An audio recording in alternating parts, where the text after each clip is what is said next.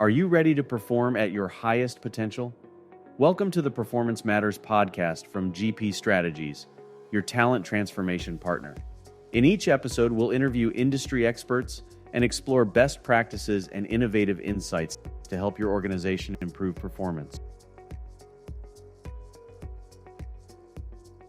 One of the things that we like to do is provide layman's analogies or metaphors for things. I mean, do you have anything like that where you can relate this to in real life if somebody's listening and they're going, I kind of feel it, but what are some examples that you could use to resonate with that? Yeah, this resolved for me personally when I was traveling with my wife in the United Kingdom. Now she was there on business. Now it was musician business, so there may have been a Ooh, bar. cool. Yeah, musician business apparently involves a lot of bars. I did not know this ahead of time. Just actually I'm used to in the describe wrong business. I need to it. switch. I can highly recommend the Sin E in Cork if you want to hear some authentic Okay. Irish folk music. That is Okay. where I'm you. writing this down. Yeah, absolutely. Okay. But one of the challenges there was we had so many different places to be, and we actually had five different flights over 10 days. And we had places to go to that you just couldn't get there on a bus or a train or even an airplane. So we had no choice but to drive. And I don't know if you've ever driven in the UK or in Ireland, Mm. but you drive on the opposite side of the road from us.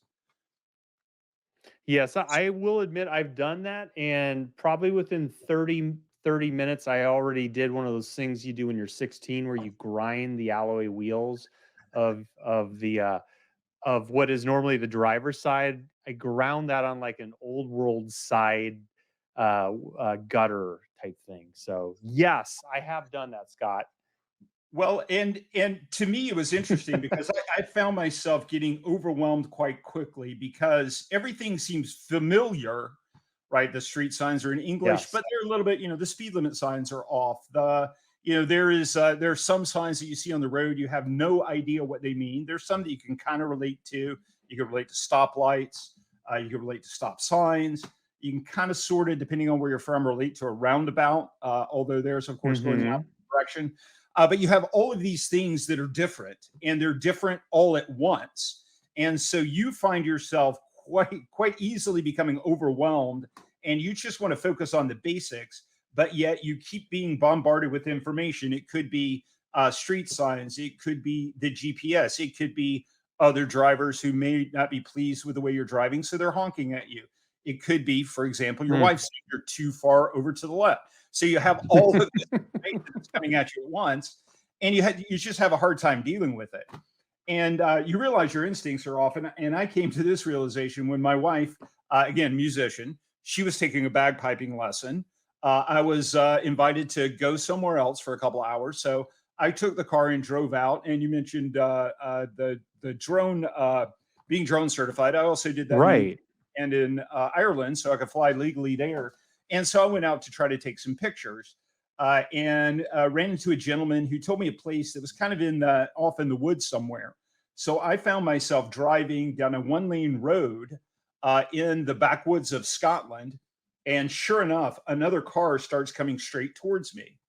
Oh my Okay, no gosh. problem. This has happened many times to me in the United States, right? Single lane road, cars coming towards you. So what do? Of course, you're going to move as far to the right as you can because that's your instinct. The other driver must have been Scottish because he or she, I didn't notice, they were going as far to the left as they could. So that meant our cars were both moving to the same side of the road at the same time. Because that was my instinct, right, was to go to the right. Sure. They were using their instinct to go to the left. I was the one in the wrong, of course, so I had to correct. But you have to fight your instincts when things are different. So I found myself, it took a lot more concentration because I was in this strange and new environment where Mm. things seemed similar but yet were different. And it made me tense. It made me want to be very focused on the moment, and it really made me not have an ability to absorb new information very quickly at all because of my Sounds emotional state. It sounds like almost like your circuits get overloaded and you just, your performance falls off a cliff. And I think we've all kind of been there, right? Where you shut off. I think what you're describing there, what a great that almost feels like, and I might steal this from you, it feels like a really great opening type example before you would even maybe start a planning session with somebody. Just remember, put yourselves in the shoes of the learner, somebody trying to learn something new or a newer environment. The Performance Matters podcast is brought to you by GP Strategies. Together, we can create a world where business excellence makes possibilities achievable.